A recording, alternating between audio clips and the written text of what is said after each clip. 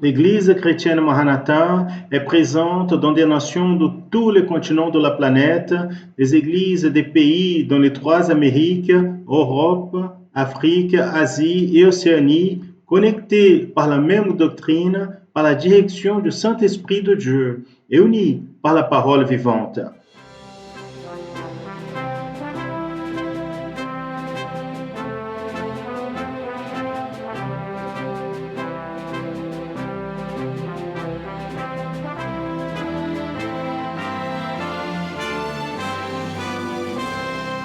Des frères et sœurs de toutes les parties du monde participent d'un même culte, ensemble, dans un même corps et dans un même esprit. À travers le système de transmission, les membres de l'Église chrétienne Maranatha de toute la planète vivent un moment d'unité et communion, comme l'ont vécu les Hébreux dans leur sortie d'Égypte et les disciples avec le Seigneur Jésus à la veille de sa mort à la croix de Calvaire. Des personnes de toutes les parties du monde sont touchées par l'évangile éternel et par le message du retour imminent du Seigneur Jésus.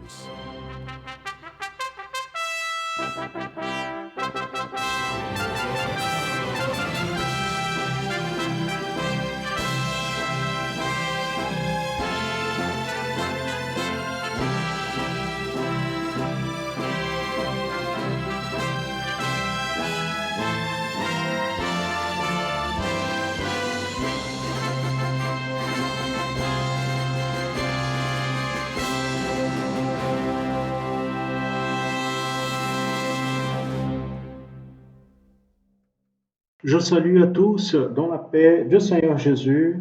Nous commençons l'école biblique dominicale de l'Église chrétienne Maranatha. Cette transmission que nous faisons tous les dimanches à 9h40 du matin, vous qui nous accompagnez, ceux qui arrivent pour la première fois, soyez bienvenus au canal de l'Église chrétienne Maranatha. N'oubliez pas de vous inscrire, de partager quelque chose qui est un processus normal pour ceux qui accèdent au canal YouTube. Je veux vous saluer de manière particulière et c'est une joie d'être ensemble. L'école biblique dominicale, c'est un moment où nous pouvons apprendre la bénédiction du Seigneur, la direction du Seigneur pour nos vies. Et nous allons commencer à ce moment, c'est un culte de louange et d'adoration au nom du Seigneur. Vous qui avez reçu le lien pour participer, vous pouvez nous accompagner pendant tout le culte de la manière comme nous allons faire la louange dans l'adoration. Et c'est un résultat d'un travail d'évangélisation que nos frères et sœurs font, ont envoyé via WhatsApp d'autres médias sociaux une invitation pour que vous soyez bienvenus, vous qui arrivez maintenant. Nous allons commencer ce culte par une prière. Nous allons faire une prière d'invocation. Nous allons prier par le sang de Jésus. L'Église, aux frères et sœurs de l'Église, j'invite dans leur maison à se mettre dans la position à genoux pour cette première prière. À vous qui arrivez maintenant, vous avez reçu une invitation pour participer avec nous, mettez-vous à l'aise. Si vous souhaitez, vous pouvez nous accompagner dans ce geste ou vous pouvez rester comme vous êtes, n'a pas de problème. Nous allons prier maintenant pour commencer ce culte. Nous allons prier.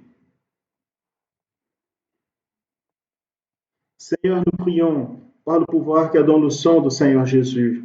Nous nous prosternons devant toi, Seigneur, parce que nous sommes imparfaits, faibles, pécheurs, nécessiteux. Et toi, tu es saint.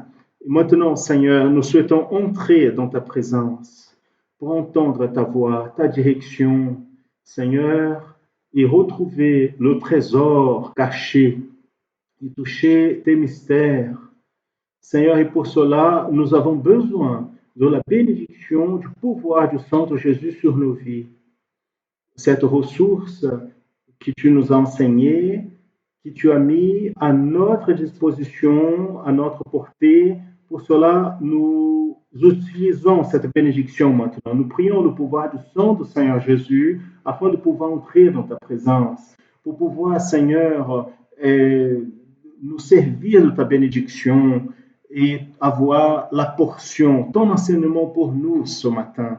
Ainsi, nous prions, bénis-nous, visite-nous, parle à nos cœurs, Nous prions par le sang et au nom du Seigneur Jésus. Amen. Vous pouvez tous vous asseoir et nous allons maintenant louer le Seigneur. Nous allons louer le Seigneur dans ce moment où nous entrons en communion avec le Saint-Esprit de Dieu. Nous allons chanter un chant. Et vous pouvez chanter avec nous, vous pouvez accompagner et participer, pas seulement assister, mais participer de cette louange. La louange va être jouée, les paroles seront projetées ici dans les images. Vous pouvez alors louer le Seigneur avec nous. Et juste après la louange, nous allons voir une parole du pasteur de Tigueiros qui va nous apporter les premières informations pour nous de cette école biblique dominicale.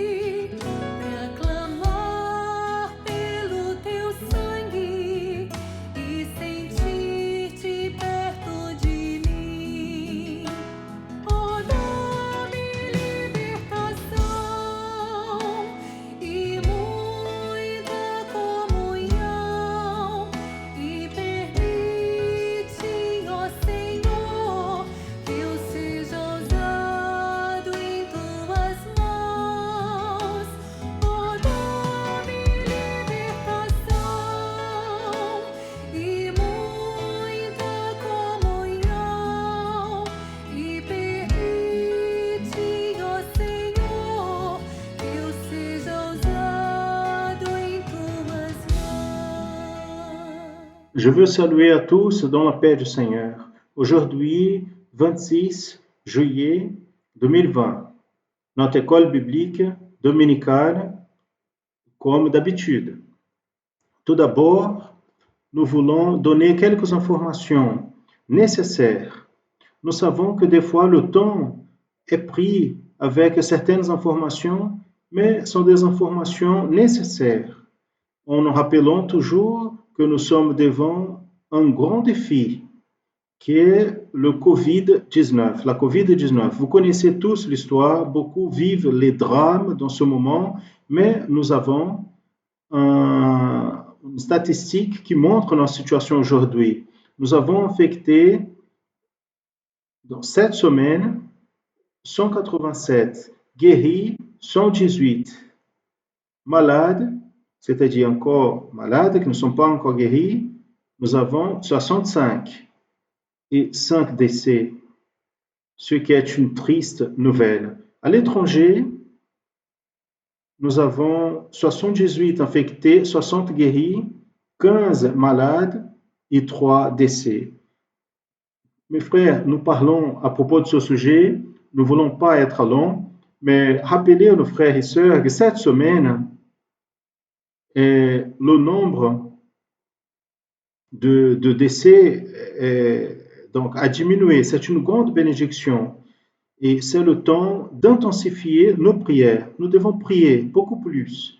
La semaine dernière a été la semaine de plus grande douleur pour nous tous.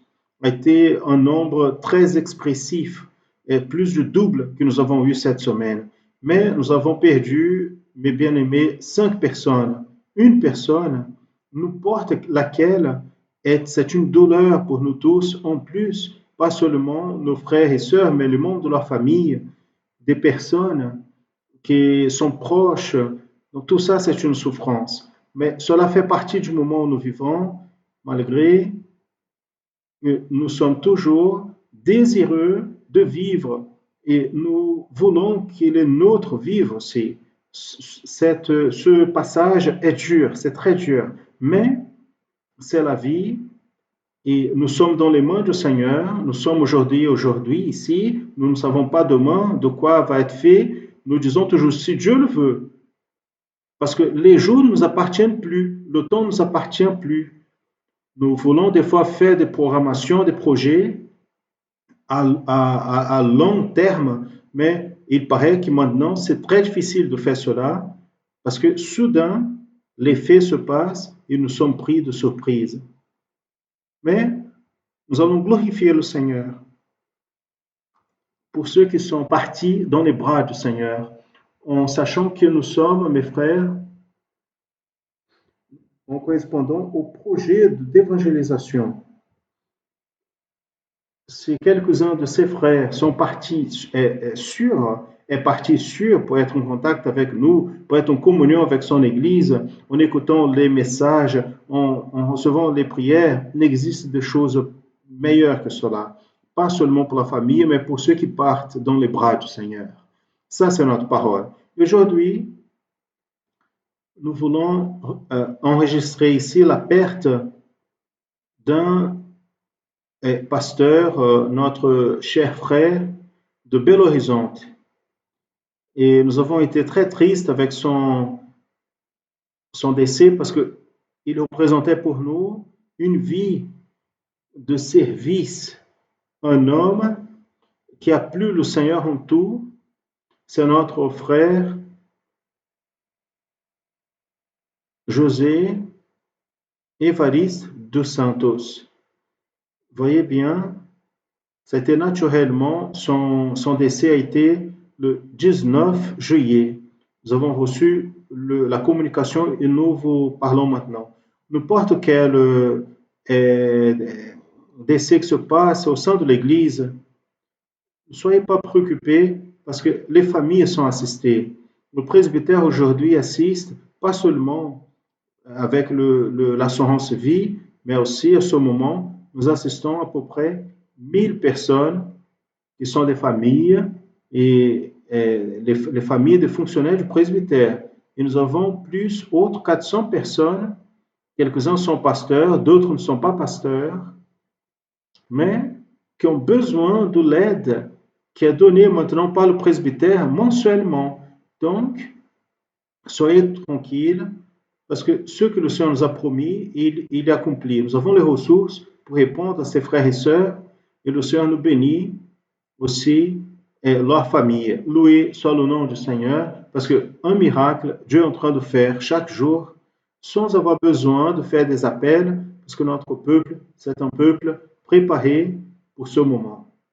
Mais je veux encore observer ici quelques aspects, quelques détails qui sont très importants, qui sont dans nos annonces d'aujourd'hui. Tout d'abord,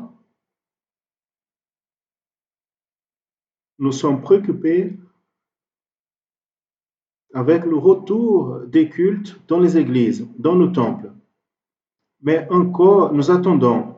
Certainement, nous nous préparons et je veux dire et informer nos frères et sœurs que nous sommes ici avec quelques immeubles, 40 immeubles déjà en train d'être acquis, des nouveaux immeubles à São Paulo 9, Rio de Janeiro 9, Espírito Santo 6, Santa Catarina 5, Paraná 4, Minas Gerais 4, et ainsi nous avons Amazonas, Maranhão, Bahia, Pernambuco, Amapá. Donc, dans tous ces endroits, des immeubles sont négociés et quelques-uns déjà achetés définitivement. Mais l'ordre a été déjà donné pour ces 40 immeubles que nous achetons dans ces jours. Dieu nous donne suffisamment afin que nous puissions attendre, répondre à nos frères et sœurs dans toutes les parties du Brésil. Encore, je dis aux frères et sœurs un autre détail. Maintenant, en changeant un peu le sujet, par rapport à l'événement des trompettes et des fêtes, nous avons un rapport d'un de nos pasteurs, notre cher pasteur Honório, de la ville de Fronteira, qui se trouve entre São Paulo et Minas Gerais. Ce frère, afin d'avoir l'idée, il a fait 4123 invitations. Il a reçu au retour 2292. Donc, il a eu un retour de 2292 personnes. Mes frères, ça c'est extraordinaire. Et là, vous posez la question, qu'est-ce que cela? C'est l'évangélisation. C'est cela qu'un serviteur de Dieu, engagé avec l'œuvre, fait. Il paraît que sa ville, il y a 16 000 habitants. Voyez bien, pas seulement lui, mais ici à Vila-Velha, nous avons une église qui dans une semaine elle a réussi à faire 16 600 invitations dans une semaine. 16 600 invitations. 16 600 invitations. Nous ne nous arrêtons pas. Aujourd'hui, nous avons une quantité que vous voyez, les pasteurs qui ont plus produit par État. Au Bahia, maintenant Bahia a passé devant. C'était déjà le cas dimanche dernier. On n'a pas mis ici, mais maintenant on a corrigé. Bahia, Rio de Janeiro, deuxièmement, le chiffre est là. São Paulo, troisième. Minas Gerais, quatrième. Cinquième, Pernambuco. Et six, Espírito Santo. Vous savez pourquoi Espírito Santo est en sixième place? Parce qu'il s'est arrêté. Il ne peut pas s'arrêter. Nous ne sommes pas en train de sommer des chiffres ici et avec le retour, mais nous devons continuer à travailler. L'évangélisation, elle ne s'arrête jamais, c'est jusqu'au retour de Jésus. Si nous évangélisons maintenant, en masse, nous allons voir beaucoup de personnes qui sont sauvées dans les hôpitaux, des personnes qui sont décédées. Maintenant, en connaissant le Seigneur, c'est notre obligation. Des personnes que nous n'avions jamais imaginé. Maintenant, j'ai reçu un téléphone, un coup de téléphone, une dame d'un autre groupe évangélique, est très intéressée dans les choses du Seigneur. Elle a dit, je ne connaissais pas l'église Maranatha. Maintenant, je connais. Elle n'a pas dit qu'elle venait, qu'elle ne venait pas. Ce n'est pas notre préoccupation. Ce que nous voulons, c'est éveiller notre peuple et ceux qui sont autour de nous. Utiliser la parole, utiliser les liens qui sont à disposition.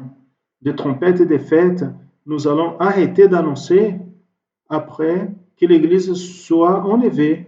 Si quelqu'un reste, peut continuer même à faire ce travail qui ne sera même plus si important. Mais regardez bien, nous sommes intégrés à cette grande œuvre que le Seigneur a pour nous tous.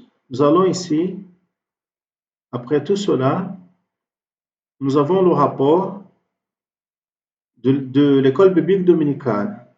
Mais avant, nous avons un travail à l'étranger qui aujourd'hui se trouve en Géorgie, Croatie, Rostov en Russie, des pasteurs divers ici, russes, presque 20, et nous avons des réunions avec eux.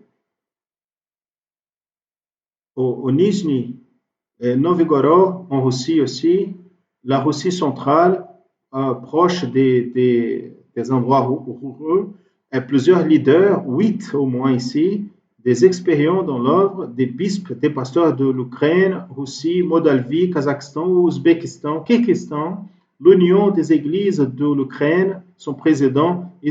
En Israël, nous avons 6 pasteurs en Israël qui sont liés à nous. La Turquie aussi entre également. Nous ne disons pas que la Turquie, nous avons un travail, non. Il y a un intérêt des pasteurs en Turquie afin que l'Église mette son message. En Ukraine, seulement là, il y a une réunion ces jours ici avec quelques bispes régionaux, y compris notre bien-aimé Sergei Krouzuny. Tous bien touchés, en Russie même, d'autres pasteurs appelés messianiques en Russie, 8 pasteurs messianiques sont juifs qui se sont convertis au christianisme. Et nous avons d'autres pays ici. Nous avons contact avec les pasteurs d'Autriche, Canada, des frères et sœurs de langue russe, Macédoine, Espagne, Pologne, Lituanie, la Finlande, Biélorussie, Moldavie, Tadjikistan et Népal. Vous voyez bien, cette semaine, je veux dire, ce mois, c'est le mois de collecte de travail. Envoyez le lien, envoyez l'invitation, priez pour ce collègue de travail. Il veut vous entendre, il veut savoir qui vous êtes. Donc, l'heure est arrivée. Nous arrivons à la fin du mois. Aujourd'hui, c'est 26, mais vous avez encore le temps de faire les annotations. Et le gouvernement du pasteur, c'est exactement cela. C'est orienter l'Église pour l'évangélisation. Et quand elle fait cela, quand il y a un retour, des fois, le pasteur, il ne sait même pas qu'est-ce qu'il va faire. Parce qu'il y a tellement de gens qu'il doit assister mais il est nécessaire et tout cela qui est fait. Encore une chose,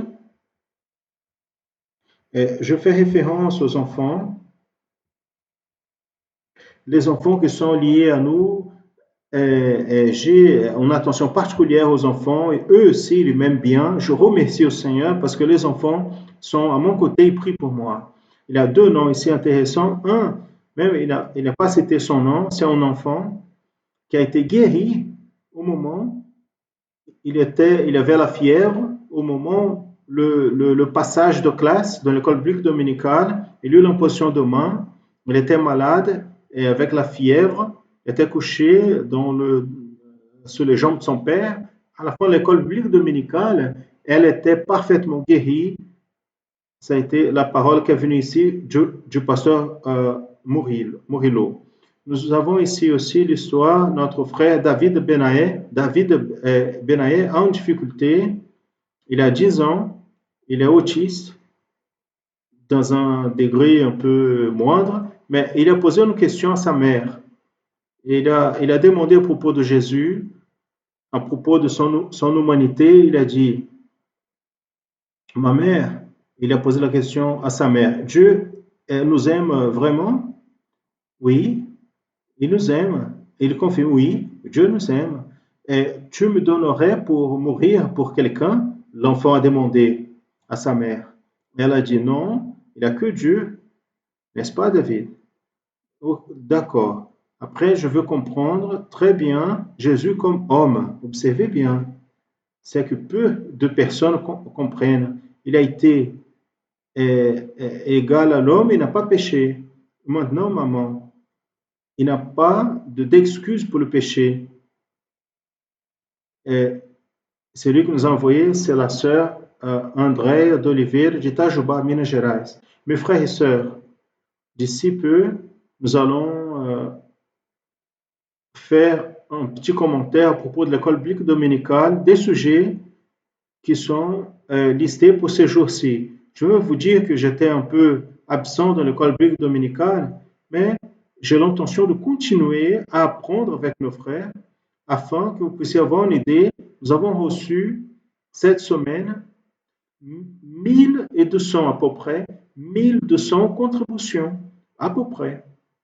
Cela est un record, en sachant que seulement de l'étranger sont venus 64, le double du dimanche dernier.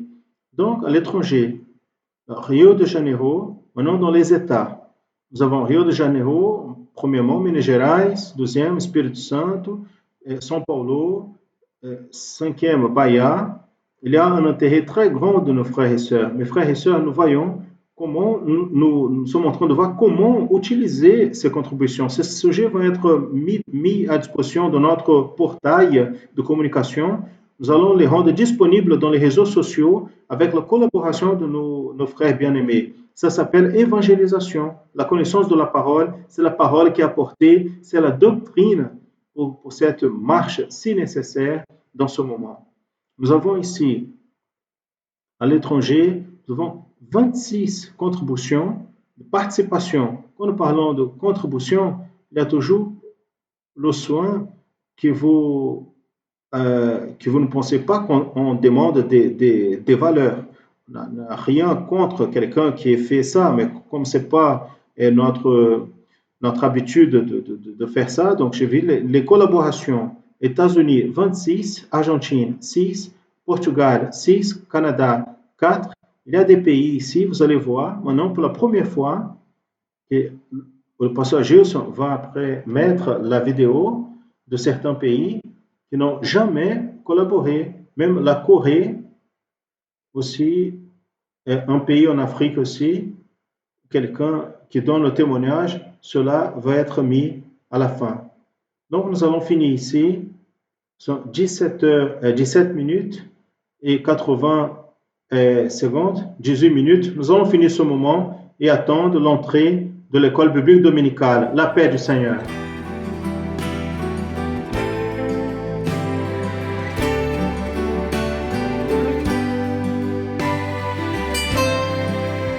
Sonhei com Jesus esta noite,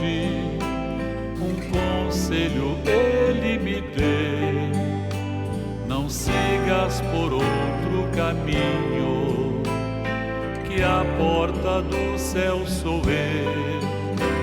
Não sigas por outro caminho, que a porta do céu sou eu. Eu implorei a Jesus: Senhor, tem de mim compaixão. Eu vivo vagando no mundo, sem paz, sem consolação. Eu vivo vagando no mundo, sem paz, sem consolação. Sonhei com Jesus esta noite, um conselho ele me deu: não sigas por outro caminho, que a porta do céu sou eu. Não sigas por outro caminho, que a porta do céu sou eu. Uma voz me falou baixinho no fundo do coração: ó pecador, vem depressa, Cristo te dá salvação. Ó pecador, vem depressa, Cristo te dá salvação. Sonhei com Jesus esta noite, um conselho ele me deu: não sigas por outro caminho, que a porta do céu sou eu. Não sigas por outro caminho, que a porta do céu sou eu.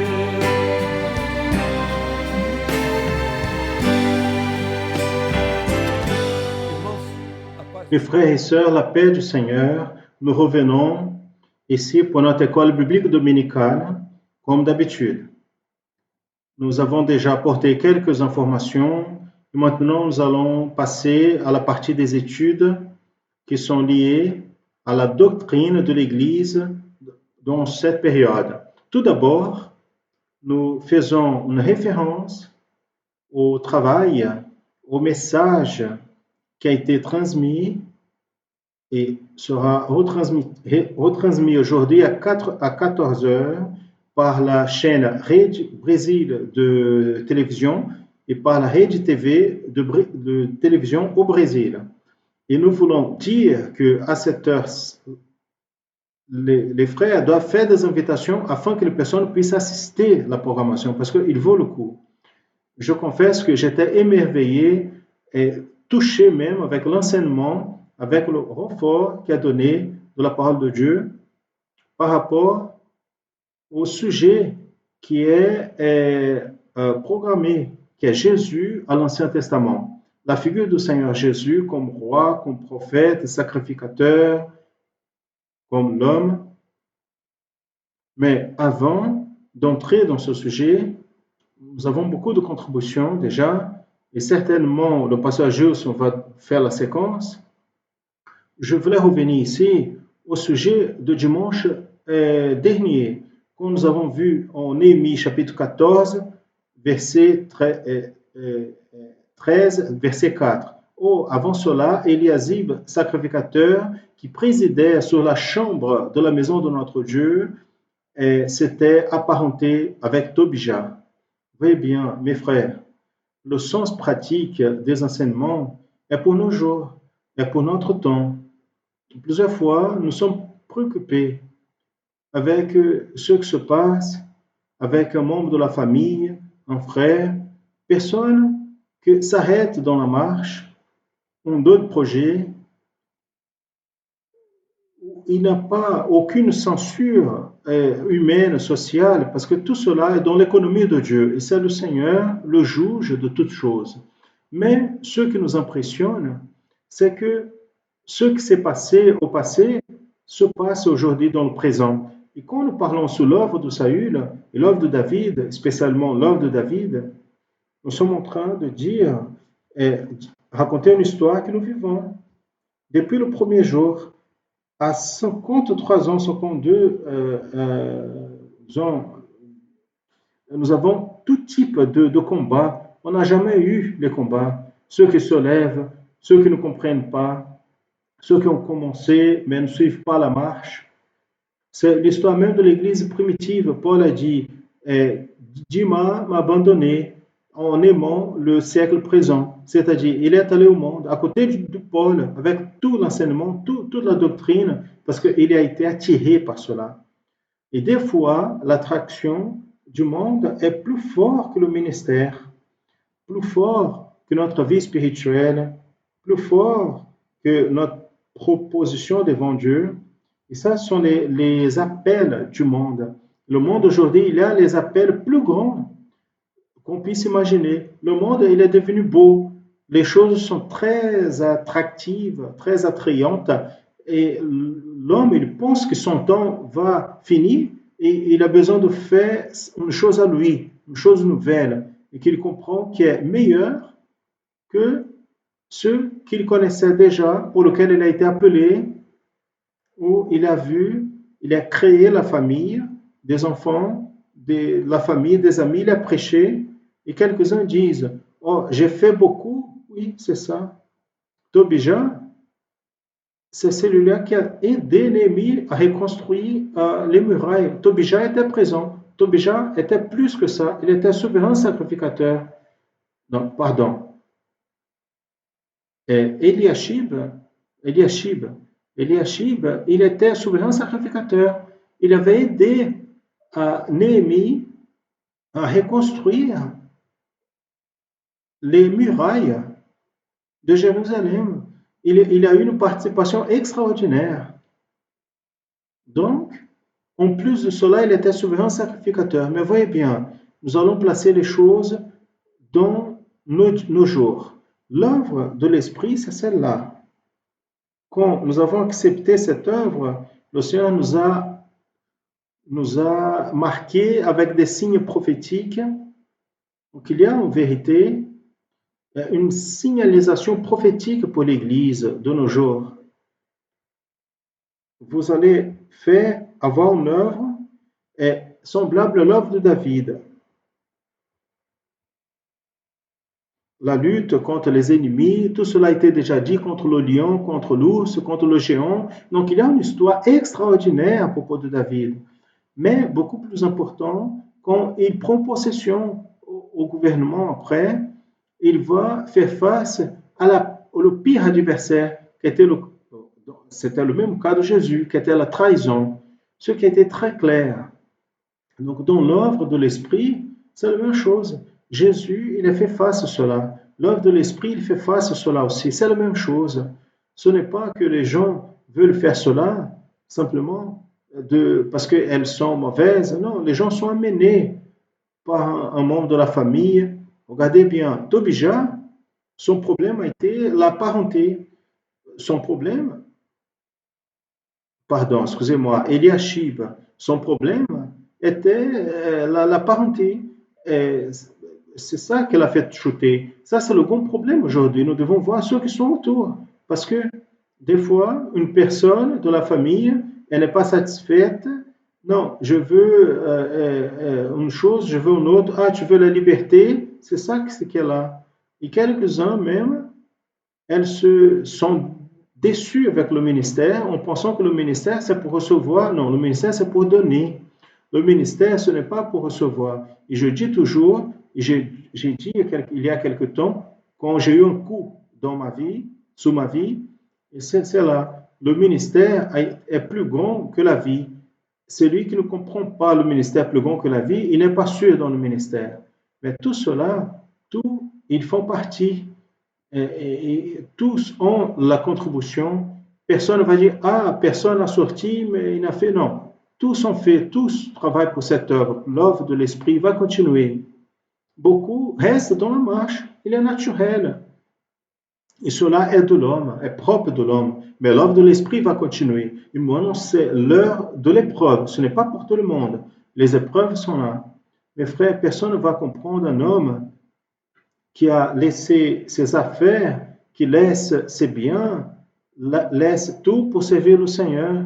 Donc, c'est pas tout lâcher, mais donner la préférence à cause du Seigneur. Pour un monde aujourd'hui qui veut vivre des bénéfices, des offres qui sont là, mes frères et sœurs, quelle tentation, quelle lutte. Et la lutte de Jésus dans son épreuve, si tu tombes, si tu mets un genou ici devant moi, donc il est en train d'adorer. Jésus a dit, non, je vais me mettre à genoux devant qui? Prosterné devant qui? Je te donnerai tout. Et beaucoup tombent à genoux, mais en cherchant le bénéfice matériel. Mes frères, ce que nous voyons ici, maintenant, par rapport à Eliashib, le souverain sacrificateur, il a perdu la bénédiction. Il perd. Il perd quand il désobéit. Il perd quand il n'est pas intéressé. Quand il s'est apparenté avec le mal, quel a été le résultat? C'est ce que tout le monde sait. Les enfants, le monde de la famille, quelques-uns vont dans le monde, ils commencent à vouloir se mettre ici, là-bas, et à la fin, ils commencent à parler une autre langue, parce que celui qui est dans cette œuvre, il se manifeste, il se caractérise, la personne parle la même langage. Et dans le cas ici d'Eliashib, qu'est-ce qui s'est passé? Il a mis les mobiliers de Tobija, qui étaient dehors, qui a lutté contre la construction des murailles, tout le temps en voulant menacer, tuer un ennemi et ses émissaires. Eliashib, il s'est mis il s'est associé avec cette personne, il a mis son mobilier dans le temple qui était un lieu sacré. Nous ne pouvons pas apporter nos problèmes de l'intérieur pour mettre dans le ministère. Nous ne pouvons pas. Le ministère, il ne comporte pas les choses de dehors. C'est un vendeur de choses qui ne sert pas. C'est un membre de la famille qui a quelque chose. C'est la barbe de l'ours. C'est tout ce que les gens connaissent. Donc, ça, c'est notre situation. Et nous allons continuer. Dans toutes les occasions, l'histoire de David, il a été roi, il a été béni. Le cantique de David a été extraordinaire. Il apporte le royaume à Salomon, mais a été avec beaucoup de luttes. Nous allons voir d'ici à quelques jours les grandes luttes à l'intérieur du royaume. Combien la lutte a augmenté? Parce que tout d'abord, il y a eu le fils, Absalom, il voulait le gouvernement. Et après, l'autre a dit, non, je veux l'héritage. L'homme a beaucoup fait, maintenant je veux un peu plus. Non, il ne veut pas, il n'a pas. Personne va vivre de ce qui est sacré. Personne dans cette œuvre. Donc, ça, c'est une colocation qui doit être très claire pour nous tous. Nous ne sommes pas contre quelqu'un qui va sortir. Non, cela fait partie. Parce que s'il n'a pas ça, il n'existe pas la manière comme l'Église se positionne. C'est là que le monde de la famille dit, c'est lui qui a père, mère, n'est-ce pas? C'est lui qui court derrière père, mère, et prendre soin des pères et mères, de ses parents, tout le monde doit le faire. Mais quand tu ne laisses pas les habitudes autour de la famille, toutes ces choses, la personne commence à affaiblir, il va faire ce qui a fait Eliashib. En ramenant, en se mélangeant, en s'apparentant avec Tobija et en apportant vers la vie du peuple une tristesse, une grande tristesse. Beaucoup ont commencé à se décourager et les enfants ont commencé à laisser de parler l'hébreu en parlant avec l'asdodite.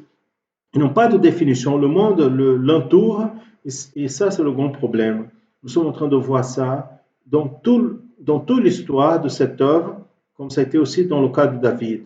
C'est quelque chose qu'on devrait montrer ici.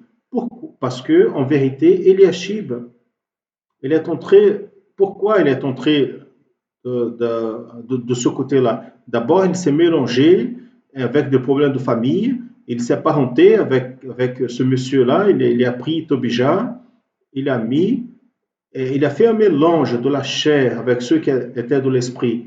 il a mis ce qui était le mobilier de Tobija dans le lieu sacré. Mes frères et sœurs, nous sommes dans cette lutte et nous allons continuer dans cette lutte afin de ne pas permettre que Tobija apporte de nouveau les mobiliers, ceux qui sont partis du grand temple de Dieu.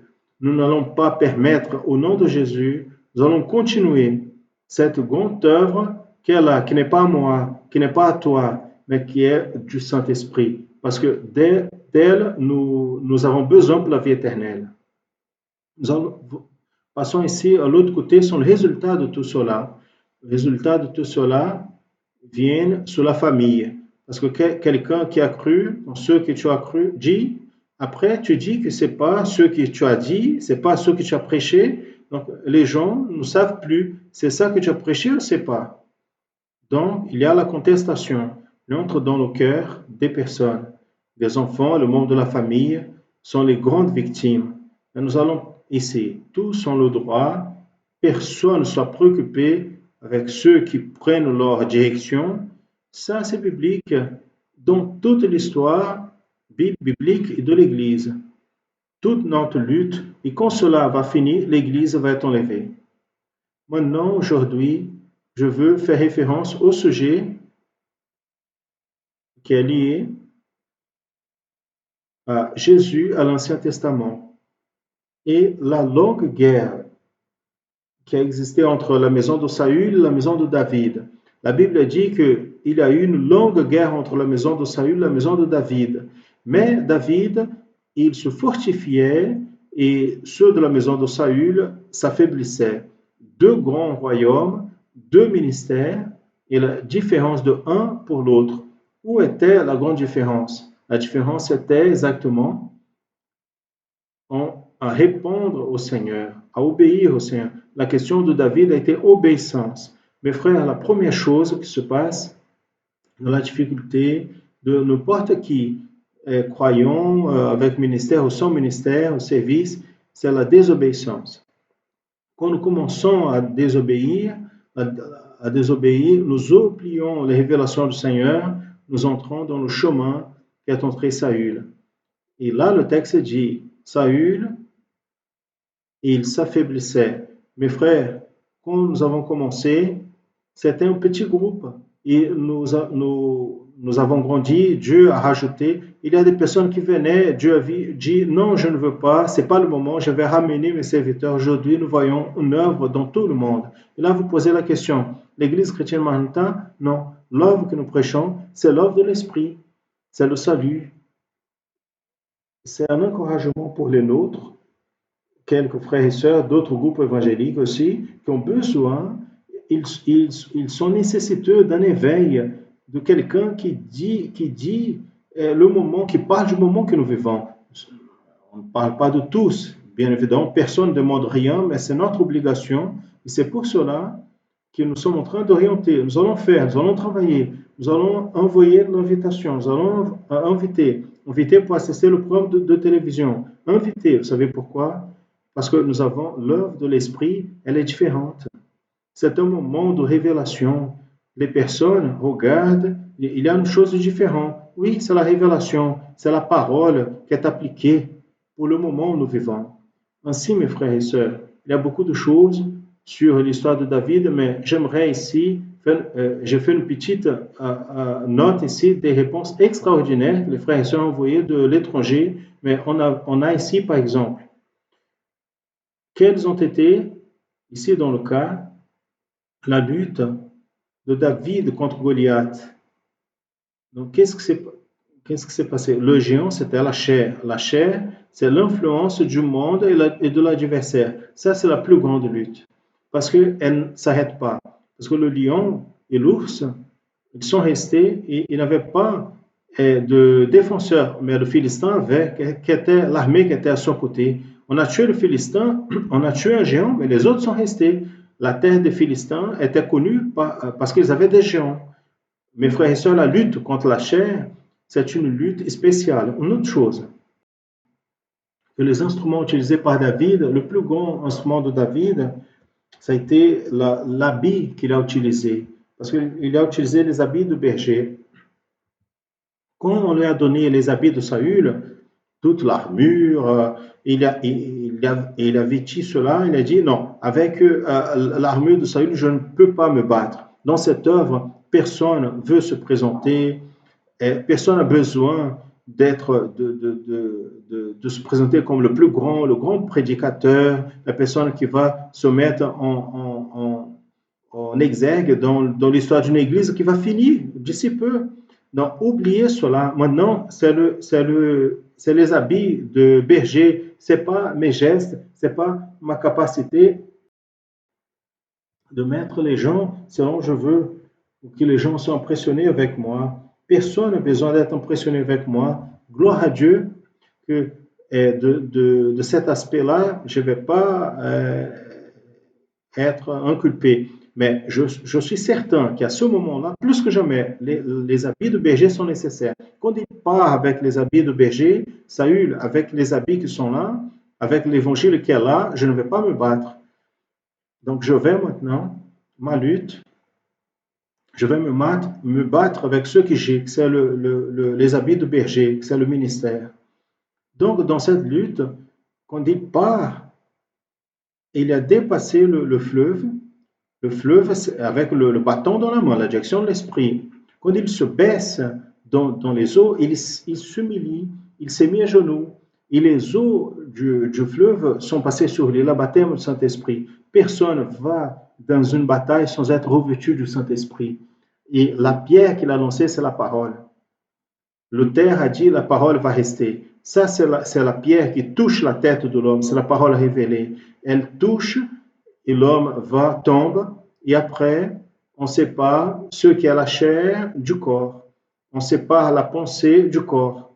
Et le corps commence à être du gouvernement spirituel, le corps de Christ. Mes frères et sœurs, nous avons beaucoup à apprendre à beaucoup de moments en disant encore que notre ministère, le fleuve et ses pas du Seigneur Jésus, le baptême du Saint-Esprit, la gibecière de berger parle du cœur rempli des ressources de la grâce. Quand il a lancé la pierre, il avait la certitude que les autres 4 étaient dans sa gibecière. Personne entre dans cette lutte pour prêcher l'évangile sans parler de Jésus, sans jeûne, sans prière au matin, sans glorification au nom du Seigneur, sans don spirituel. Personne. Ce sont les pierres qui sont dans la gibecière. C'est pour cela que beaucoup veulent prêcher l'évangile sans ça, avec peur. Il ne veut pas prier, il ne veut pas jeûner, il ne va pas chercher le Seigneur. Je ne veux pas dire que tout le monde doit jeûner. Je dis que ce sont des éléments pour la victoire. Vous êtes en train de prier pour quelqu'un de votre famille, de votre maison, un membre de la famille. Si vous ne dédiez pas votre vie, vous allez lancer la pierre, la parole, très bien. Mais au moment d'apporter la parole pour faire tomber le géant, la pensée, si vous n'avez pas la gibecière remplie des ressources de la grâce, vous pouvez désister. C'est de parler, de parler, de parler. C'est ce que tout le monde fait. Je ne suis pas contre ce que les gens font, mais je dis que nous n'avons pas été appelés pour cela. Nous avons un engagement, et cet engagement doit être compris par tous. Maintenant, je vais finir ici en disant le suivant, que le pasteur Jusson va continuer à parler quelque chose parce qu'il a reçu beaucoup d'informations. Nous avons 1000 et quelques informations, plus de 1000 informations. Donc, il va mettre quelques vidéos à partir de demain aussi, le soir. Et on va mettre autant de vidéos comme c'est possible. De 7h30 à 8h30, à 10 minutes pour finir, on fait une glorification. Les frères vont regarder les témoignages des frères au Brésil, à l'étranger. Nous sommes très contents avec les frères de Rio de Janeiro, São Paulo, de Minas Gerais et toutes les parties du Brésil. Nous avons cité quelques-uns, mais tout notre peuple travaille.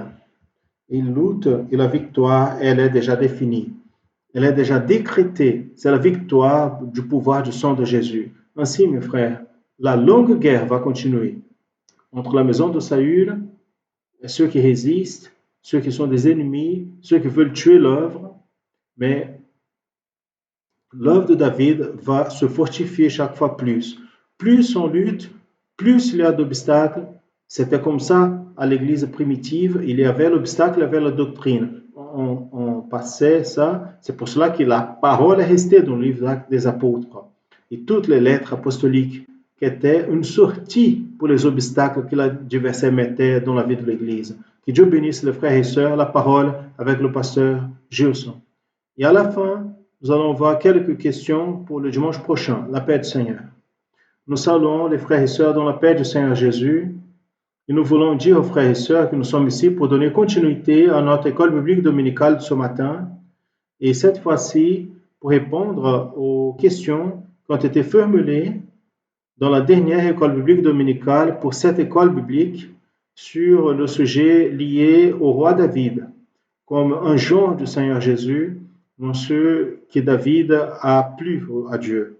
Et les réponses aux questions de cette école biblique aujourd'hui ont compté avec la collaboration de nos frères des églises en tout le Brésil et à l'étranger qui ont envoyé leurs contributions à travers les études qui ont été envoyées pour notre site. Et ces réponses ont été formulées selon le sujet abordé dans ces derniers jours lié au Seigneur Jésus, à l'Ancien Testament. Y compris, nous avons reçu aussi plusieurs enregistrements vidéo et ces enregistrements seront publiés le long de cette semaine pour tous les frères et sœurs parce que les contributions ont été plusieurs.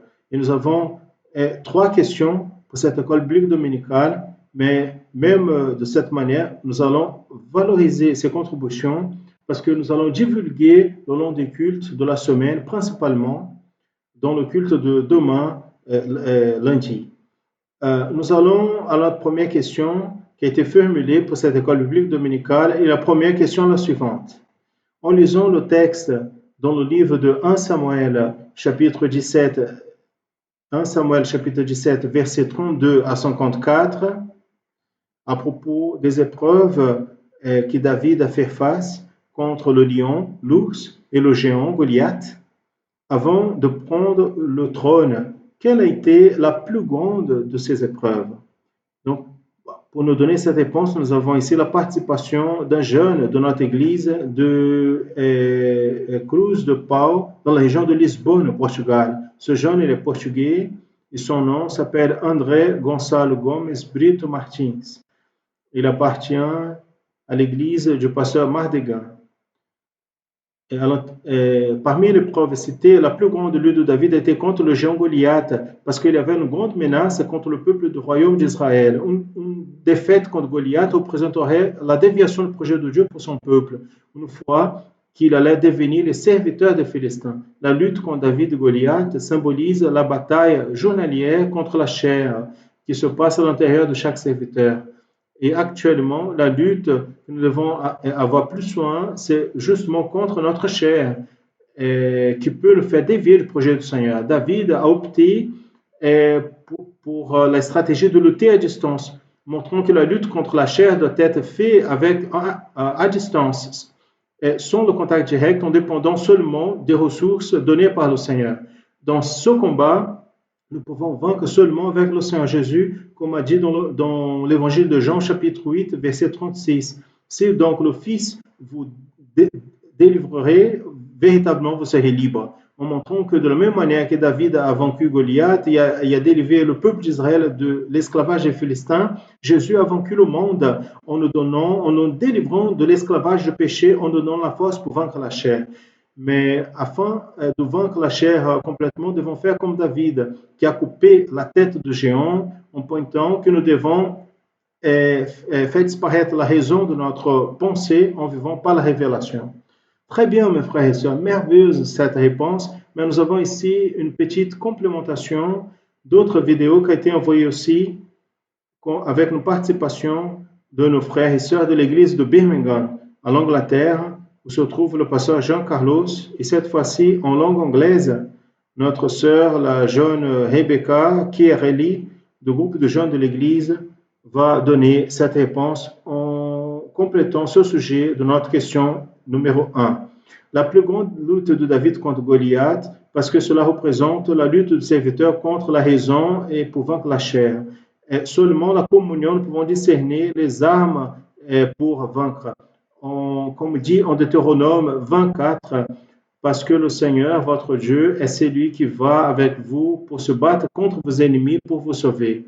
C'est merveilleux, mes frères et sœurs, de savoir que la plus grande des épreuves que David a fait face a été réellement contre le géant Goliath. Cette épreuve que David a fait face contre le géant a été la plus grande parce que les autres deux premières, il a fait face contre le lion et contre l'ours, a été des luttes contre les ennemis du troupeau de son père qu'il prenait soin.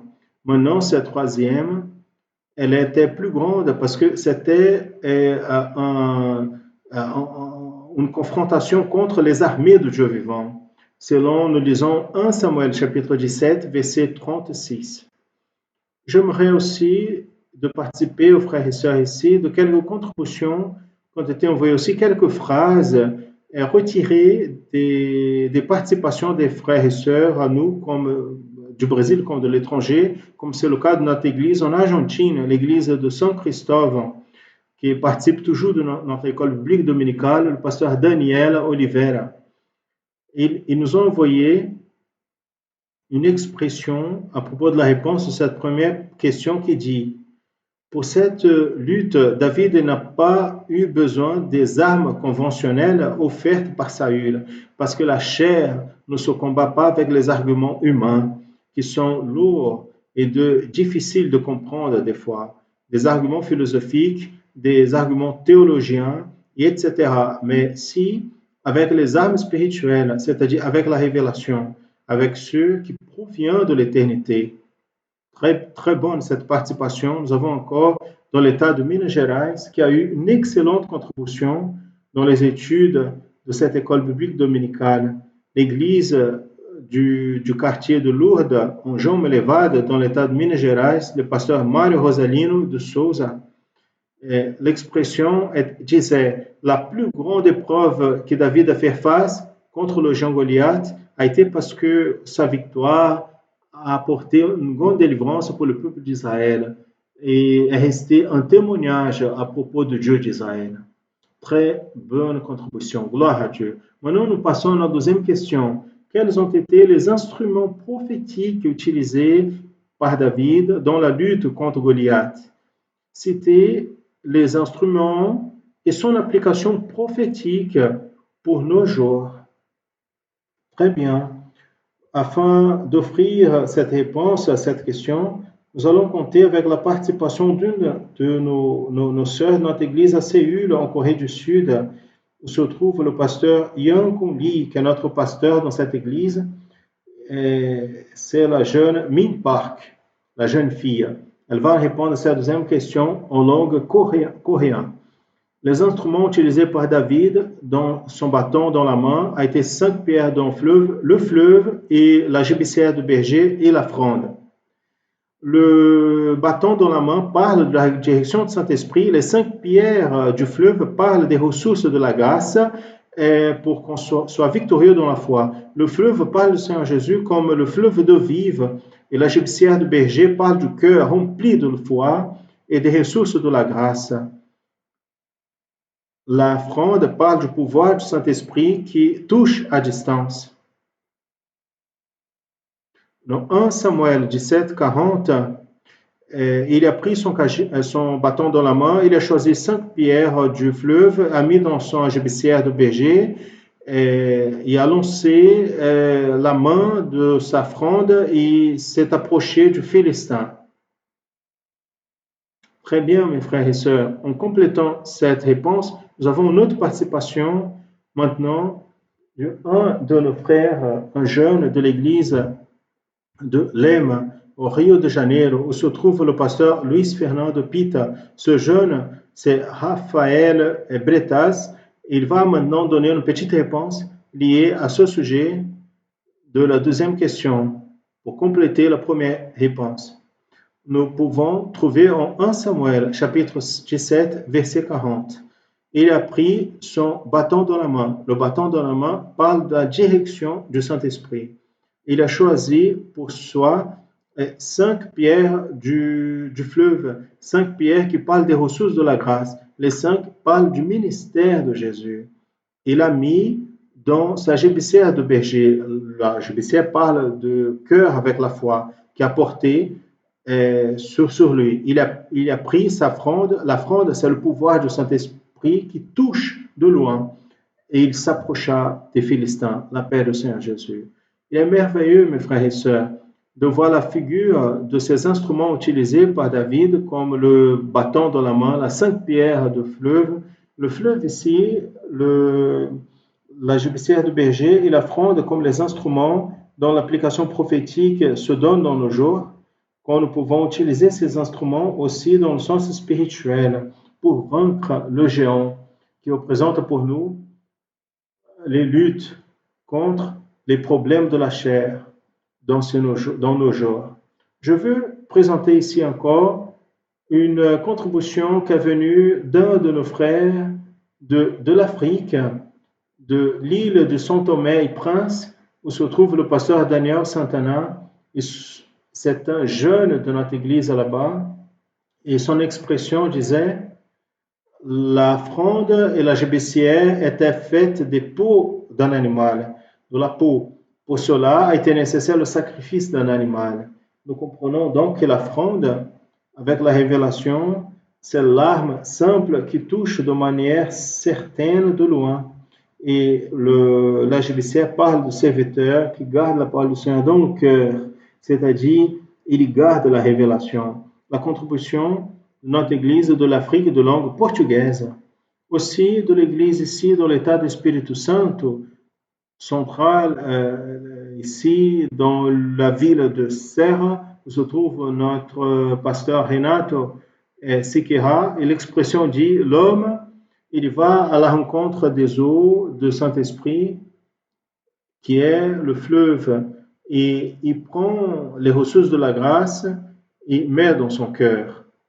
Et là, l'adversaire est vaincu, quand les armes sont utilisées par révélation dans la direction du Saint-Esprit. Quelle merveille! Passons maintenant à notre troisième et dernière question, qui dit le suivant. Lisons. Citez 3 vraisemblances prophétiques entre le roi David et le roi Jésus. Pointez les textes. Très bien. Maintenant, nous allons voir une participation très spéciale pour répondre à cette question. Une de nos sœurs de notre église en Irum, dans le pays basque, le nord de l'Espagne, et cette sœur va répondre, c'est notre sœur Camille Roca, va donner la réponse dans le dialecte de cette région, et c'est la langue euskera.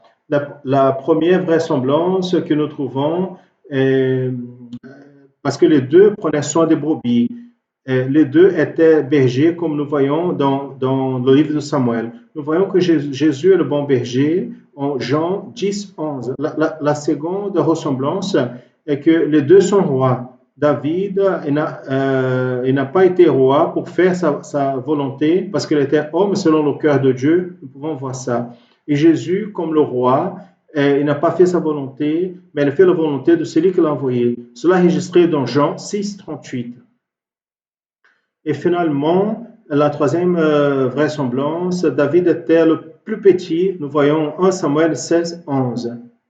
David, aux yeux de ses frères et ennemis, était le plus petit, il était méprisé. Et nous voyons qu'aux yeux des frères pharisiens de Jésus aussi, il a été méprisé. Nous voyons cela en Isaïe 53, 3, la paix du Seigneur.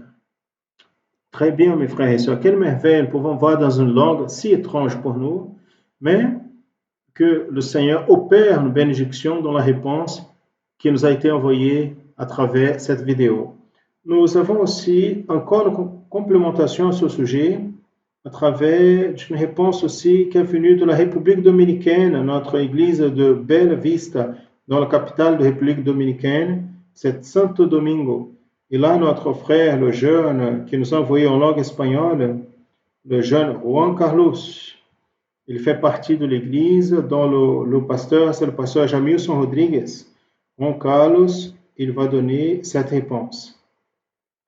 À la première ressemblance que David, comme le Seigneur Jésus, nous voyons qu'ils prenaient soin des brebis de paix, comme nous voyons en verset 34, chapitre 17, et comme dit en Jean 10, 11. Jésus dit, je suis le bon berger donne sa vie pour ses brebis. La deuxième ressemblance est que David vint le géant qui représentait la mort pour le peuple d'Israël. Cela est décrit dans le verset 50. Jésus a vaincu la mort quand il a ressuscité du tombeau au troisième jour, selon on voit en Corinthiens chapitre 15, versets 3 et 4. Et la troisième ressemblance, c'est que les deux sont nés à Bethléem et nous pouvons confirmer en Jean chapitre 7, verset 42. Réellement, mes frères, a été plusieurs les ressemblances prophétiques entre le roi David et le roi Jésus. Quelques-uns des frères ont commenté à propos du roi David comme celui qui a versé des larmes pour Absalom, le fils rebelle. Et lui, il a désiré être mort à la place de son fils. Il a dit cela quand il montait au mont des Oliviers en pleurant, avec la tête couverte, en marchant à pieds nus, très semblable à ce qui s'est passé au Seigneur Jésus, au Gethsémani, quand il a intercédé pour nous, il sentait la tristesse dans son âme, et tristesse jusqu'à la mort. Et ensuite, Jésus, il accomplit son désir de mourir pour nous à notre place. Nous avons eu une participation très bonne aussi à l'Amérique centrale de l'église du Panama, le pasteur Vicente Castillo, l'église d'Agua Dulce. Il a envoyé une expression, il nous a envoyé une contribution qui dit « David a conquéri et a régné à Jérusalem pour 33 ans, où il a établi son royaume. De la même manière, Jésus, il a séparé Jérusalem pour établir son gouvernement comme roi.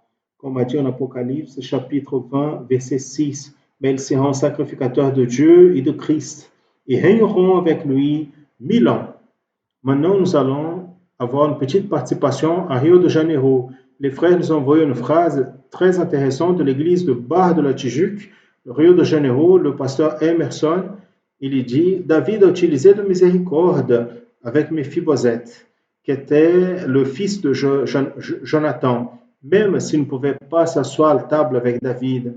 David a utilisé l'expression, toujours il mangera du pain avec moi à table. Nous aussi, même si nous étions indignes, le Seigneur Jésus nous a invités de se mettre à table avec lui en disant, prenez, mangez, cela est mon corps. Quelle merveille cette réponse, cette contribution faite ici comme réponse à cette dernière question. Ainsi, mes frères et sœurs, cette partie de l'école biblique dominicale est terminée et nous passons maintenant à la prière pour nos enfants intermédiaires et adolescents afin qu'ils soient prêts pour le restant de l'école biblique où ils vont recevoir quelques indications aux études.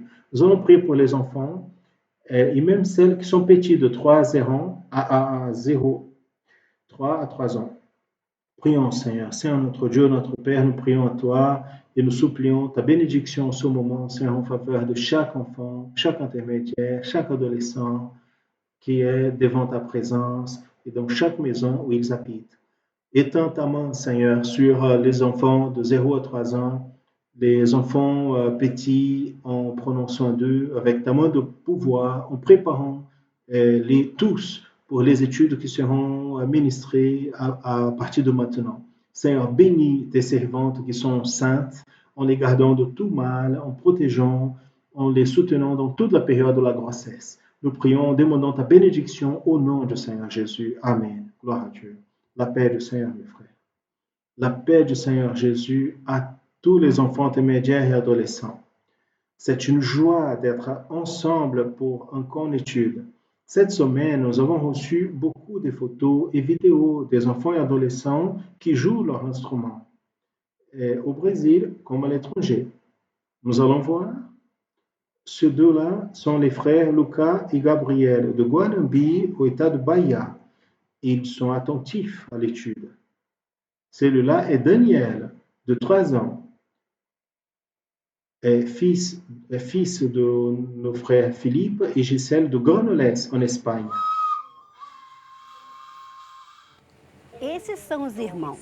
Ce sont les frères Rianderson et Juanderson, fils de nos frères et sœurs Reinilson et Elielma, de la région de São Sebastião, de Boa Vista, à l'état de Pará, au Brésil. Ça, c'est sa famille. Essa pequena é a Lídia. Celle-là est Lydia, de 2 ans, de Diadema, São Paulo. Que Quelle bênção. bénédiction! Continuez à nous envoyer vos vidéos et photos à l'adresse qui s'affiche ici dans votre écran. Nous allons à notre étude. Aujourd'hui, nous allons apprendre des nouvelles notes musicales. Fa, mi, ré, do. Nous allons rappeler la position des mains. La main gauche, elle est placée dans la partie supérieure de la flûte. La main droite, elle est placée dans la partie inférieure de la flûte. Rappelons que si des enfants, pour n'importe quelle raison, ne jouent pas comme ça, tout va bien. L'important, c'est qu'ils soient stimulés dans l'adoration au nom du Seigneur. Il existe aussi plusieurs types de flûtes douces. Il existe la flûte germanique et la flûte baroque. Les flûtes germaniques et baroques sont très semblables.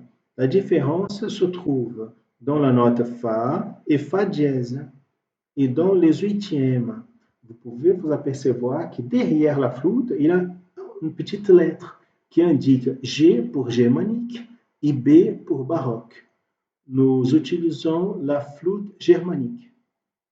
Nous avons déjà appris les notes Ré aigu, Do aigu, Si, La, Sol, qui sont jouées avec la main gauche. Maintenant, nous allons apprendre les notes Fa, Mi, Ré grave et Do grave.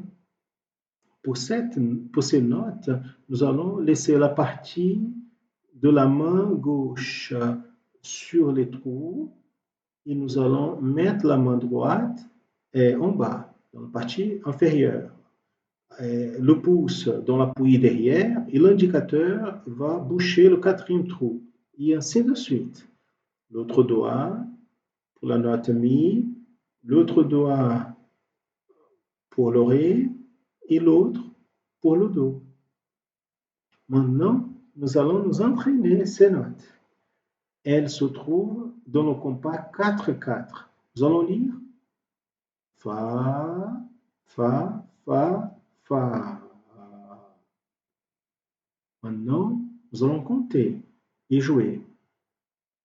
Le pouce dans l'appui, l'indicateur. 1, 2, 3, 4. 4.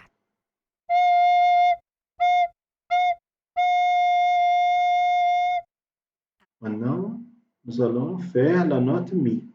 1, 2, 3, 3, 4. 4.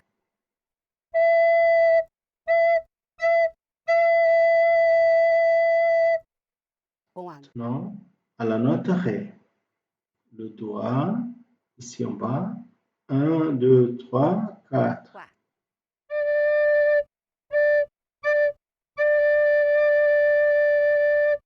E Et também aussi la note Do. 1, 2, 3, 4. 4.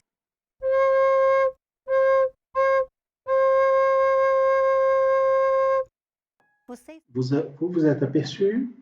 Nous avons joué comme si nous étions en train de descendre un escalier. Le son venait des aigus vers le grave. Fa, mi, ré, do. Maintenant, j'ai une nouveauté. Nous avons appris ces notes nouvelles pour jouer de manière facilitée la louange Père, ta beauté m'admire. Nous allons apprendre dans la flûte douce et aussi dans la escalette. Jusqu'à la prochaine étude et à tous la paix du Seigneur Jésus.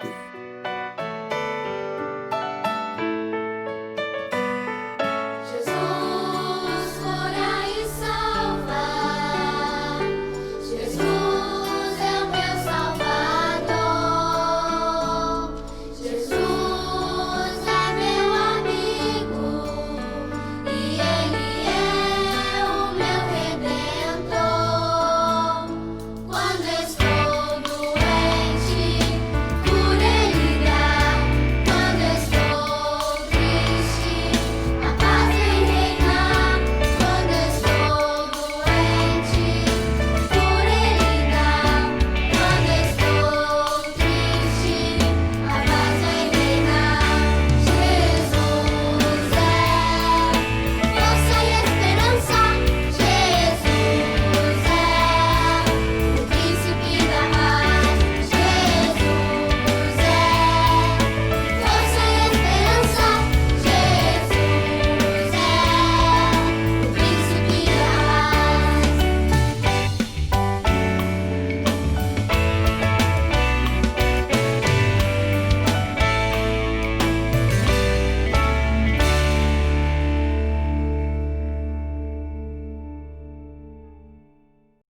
Nous saluons à tous dans la paix du Seigneur Jésus, spécialement les enfants et adolescents.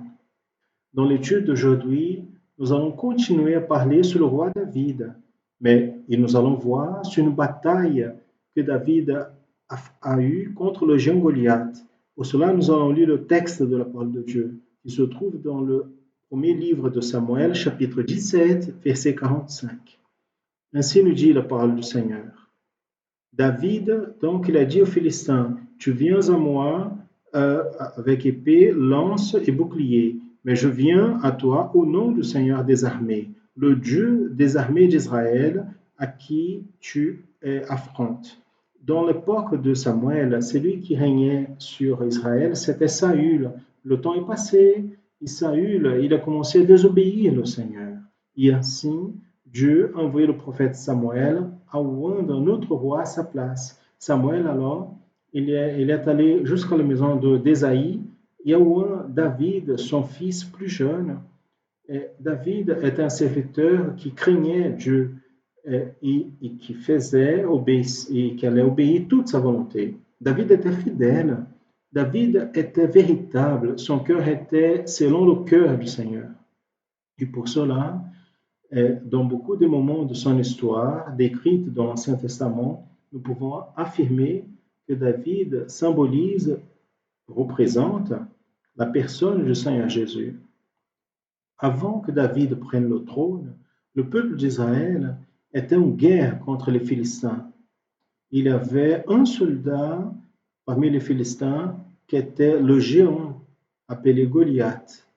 Et lui, tous les jours, il défiait le peuple d'Israël.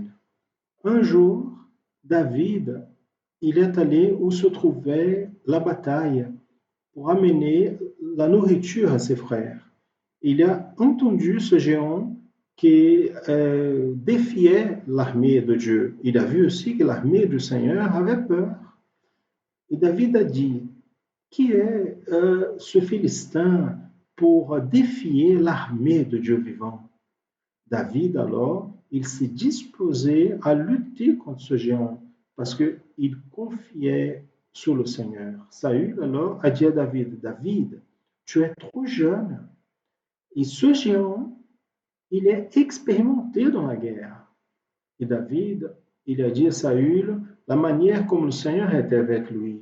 David a dit qu'un jour, quand il était en train de prendre soin des brebis dans les champs, il a fait face à un lion et un ours.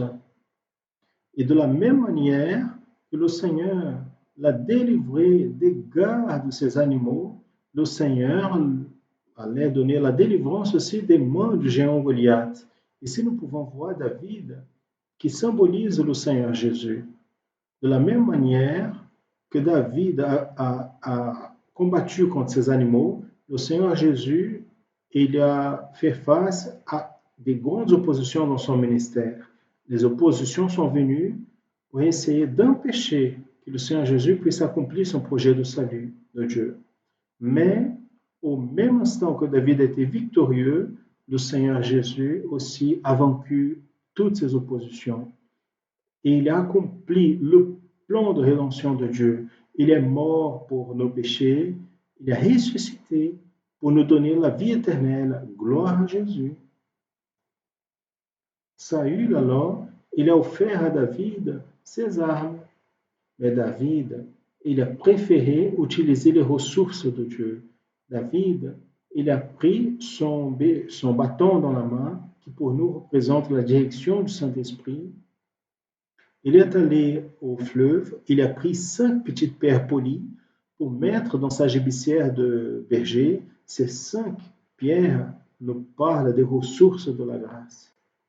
Le jeûne, la prière au matin, la louange, la prière et la parole. David, il a pris sa fronde et s'est avancé vers le Philistin. Et quand David arrive, il dit, tu viens à moi avec des épées, lances et boucliers, mais je vais vers toi au nom du Seigneur des armées.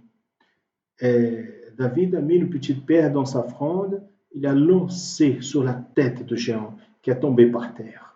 David, ainsi, il a vaincu. Nous pouvons conclure que si nous utilisons les ressources que le Seigneur met à notre disposition dans les luttes qui paraissent impossibles à nos yeux, si nous allons au nom du Seigneur des armées, nous serons victorieux. Que le Seigneur puisse ainsi bénir sa parole en la gardant dans nos cœurs. Nous disons au revoir à tous dans la paix du Seigneur Jésus.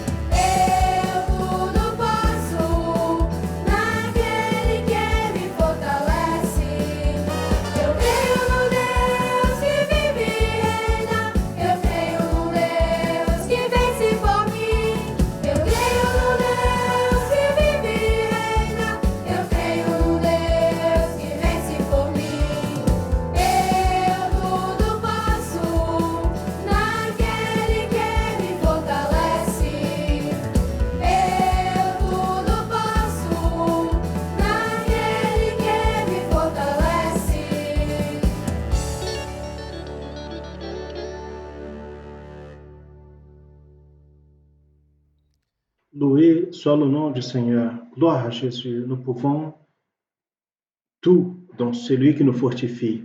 Mes frères et sœurs, nous allons maintenant aux questions pour la prochaine semaine. Les questions qui vont être travaillées. Nous sommes en train de voir les participations qu'on reçoit, que beaucoup de frères et sœurs, et de manière spéciale les jeunes, ils vivent une expérience de l'apprentissage de la parole avec une portée de révélation à la mesure que les pasteurs les aident dans l'étude pour répondre aux questions, pour être au moment de se préparer pour l'école biblique dominicale et en approfondissant la connaissance. Le Seigneur donne beaucoup d'expérience, révélation et préparation des serviteurs, des jeunes pour la transmission de la parole. Nous allons maintenant aux questions pour la semaine prochaine. Nous allons maintenant à la première question. Nous avons une quantité un peu plus grande de questions que nous allons faire, mais c'est afin que vous puissiez étudier avec plus de profondeur cette semaine. La première question.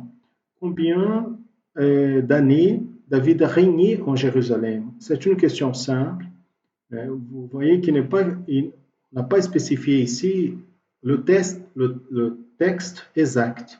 Vous allez étudier, vous allez lire pour la vie de roi David, au premier livre, deuxième livre du prophète Samuel, le livre de roi.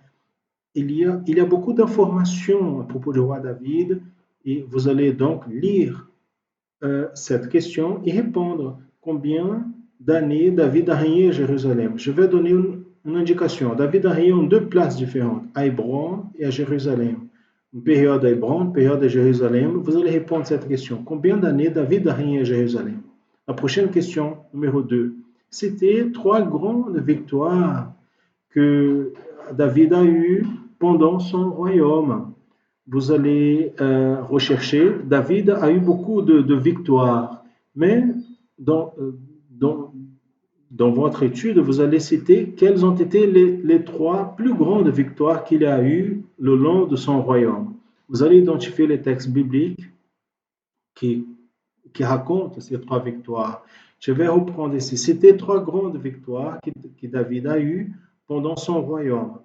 Passons aux 3e question. Citez 3 noms des hommes de plus grande importance qui se sont opposés au gouvernement de David. Donc, ce sont 3 hommes, 3 noms, vous allez citer leurs noms, 3 hommes, qui ont fait opposition au gouvernement de David. Donc, le gouvernement ici est souligné. Le gouvernement de David, c'est le projet du Saint-Esprit, le projet de Dieu dans la vie de David. Donc, c'était 3 noms d'hommes de plus grande importance, ceux qui ont fait plus d'opposition au gouvernement de David. Passons à la 4e question. En lisant 1 Samuel, ici se trouve un livre spécifique, les textes spécifiques. En lisant 1 Samuel, chapitre 15, versets de 1 à 19, quelle a été la principale cause de décadence du royaume et la perte de la bénédiction dans la vie de Saül? Je vais reprendre la question. En lisant 1 Samuel, chapitre 15, versets 1 à 19, quelle a été la principale cause de la décadence du royaume et la perte de la bénédiction dans la vie de Saül? C'est la décadence du royaume et la bénédiction et la perte de la bénédiction dans dans sa vie particulière. Quelle a été la principale cause? Question numéro 5. En lisant les textes de 1 Samuel, chapitre 16, verset 1, chapitre 16, verset 14 et chapitre 28, versets 6 et 7, sont 4 textes différents. 16, 1, 16, 14, 28, 6 et 28, 7. Citez en chaque verset un mot ou une expression qui identifie les résultats de cette décadence que nous avons cité à la question précédente et la perte de la bénédiction dans la vie de Saül. Donc je vais reprendre la question en lisant les textes de 1 Samuel, chapitre 16, 1, 16, 14 et 28, 6 et 7. Citez en chaque verset une parole, un mot ou une expression qui identifie les résultats de la décadence que nous avons parlé à la question précédente et la perte de bénédiction dans la vie de Saül. Passons à la 6e, la dernière question de la semaine prochaine. C'est une question qui va conclure. Résumer dans un seul mot le secret de David et qui est le même secret de cette œuvre. Nous avons étudié ici à propos de Saül, les chemins qu'il a pris. Vous allez lire et répondre. Et en répondant à ces questions, vous allez pouvoir arriver à cette dernière réponse. C'est une réponse de conclusion, résumée dans un seul mot. Quel a été le secret de David, qui identifie aussi le secret de cette œuvre? Donc, nous voyons, par les faiblesses de Saül et par les expériences de David, vous allez réussir à répondre à cette question, que c'est une question de conclusion. Très bien, nous arrivons à la fin de l'école biblique dominicale. Nous voulons rappeler aux frères et sœurs de l'évangélisation. D'abord, le numéro 0800, qui est au tableau, 0800 707 30 76 au Brésil. Ce numéro, vous pouvez donner à quelqu'un qui est dans le besoin, qui a besoin de bénédiction, qui fait face à des afflictions. C'est une parole très parlée. Dans les jours d'aujourd'hui, la situation que le monde passe, les gens sont affligés, ont besoin d'une prière, ont besoin d'une parole de la part du Seigneur. Vous allez pouvoir offrir ce numéro comme évangélisation, mais pas simplement l'offrir et le transmettre et oublier. Non, donnez cette option à la personne à qui vous parlez et après, prenez contact avec elle. Continuez l'assistance parce que la personne qui va répondre au numéro, à l'appel, va prier pour elle, va donner une parole, mais elle a besoin de continuer d'être assistée. Donc ça, c'est une manière de faire. Une autre manière sont les transmissions via YouTube, notre canal YouTube. Donc, vous avez nos réseaux sociaux, vous pouvez accéder, vous pouvez envoyer le lien par votre WhatsApp à quelqu'un à qui vous évangélisez. Envoyez le lien, même du culte de ce soir. Ne laissez pas pour demain. Envoyez maintenant, à la fin de l'école biblique dominicale, vous allez prier au Seigneur, Seigneur, à qui je vais envoyer le lien de ce soir. Le Seigneur va vous montrer. Vous allez dans votre liste de contacts, dans votre téléphone, il y a du monde qui a besoin d'entendre la voix du Seigneur, qui a besoin, envoyez le lien, invitez, mais pas simplement envoyer. Vous avez regardé, vous avez aimé, qu'est-ce que vous avez trouvé? Donnez assistance, parce que l'assistance que nous faisons après le culte, continuez à donner l'assistance. Les gens ont besoin de la bénédiction du Seigneur, elles sont très ouvertes à ce type de communication. Continuez à le faire. Nous rappelons, frères et sœurs, la programmation de la semaine, les cultes tous les jours à 20h, que vous pouvez aussi évangéliser en envoyant les liens.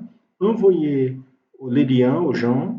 Aussi, le programme en annonçant l'évangile éternel dans les divers médias qui sont déjà connus de tous. Vous avez déjà trouvé dans votre ville quelle chaîne va être diffusée. À des endroits, nous transmettons aussi la version pour des stations radio. Vous n'êtes pas seulement invité à participer, mais vous pouvez évangéliser, inviter les personnes à assister. Très bien, nous allons prier, remettons dans l'autel du Seigneur le culte de ce matin, l'école biblique dominicale. Nous allons mettre notre adoration au nom du Seigneur. Seigneur, nous louons ton nom, nous glorifions, Seigneur, pour ta bénédiction, pour la direction de ton esprit, parce que le Seigneur ne nous laisse pas sans direction, sans une parole de direction, mais il ne manque pas ta révélation, le chemin à suivre, la direction de la marche. Nous te louons, glorifions ton nom pour tout le bien que tu as fait à chacun de nous et pour la manière merveilleuse que tu opères le salut, le renouvellement, le baptême du Saint-Esprit, des bénédictions merveilleuses, des victoires, les guérisons, opérations de merveilles. Même pendant cette période, tu nous donnes cette bénédiction de manière merveilleuse. Nous louons pour cette ressource de communication auquel nous pouvons toucher tous nos frères et sœurs.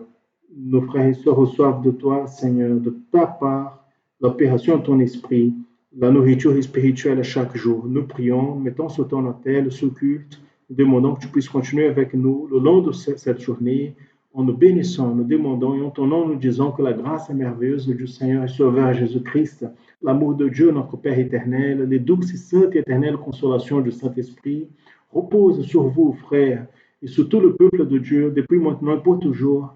Amen. Loué soit le nom du Seigneur. Rappelons qu'aujourd'hui à 14h, le programme en annonçant l'évangile éternel. À tous, la paix du Seigneur Jésus.